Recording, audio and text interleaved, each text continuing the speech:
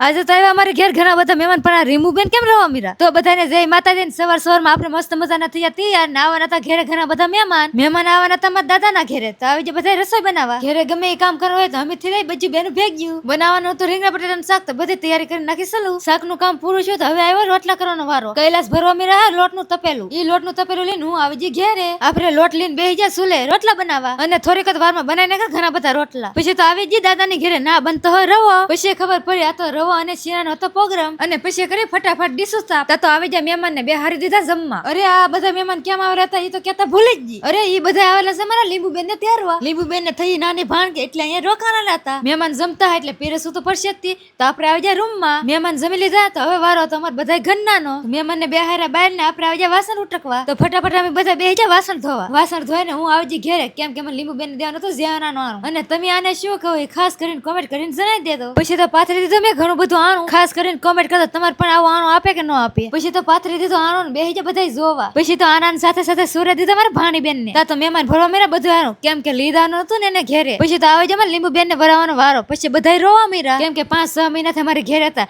તેરવા આવ્યા તો રોવાય તો જાય જ ને પણ અમારે લીંબુ બેન તો બહુ રોયા કેમ કે માયતરનું ઘર મૂકીને જવું કોને ગમે પછી તો બેન ને વરાવે ને અમે આવી જાય અમારા ઘેરે આજનો અમારા મિની બ્લોગ કેવો લાગે ખાસ કરીને કોમેન્ટમાં જણાવી દેજો વિડીયો ગમ્યો હોય તો લાઈક ને ફોલો કરતા જાજો તો બધાને બાય બાય.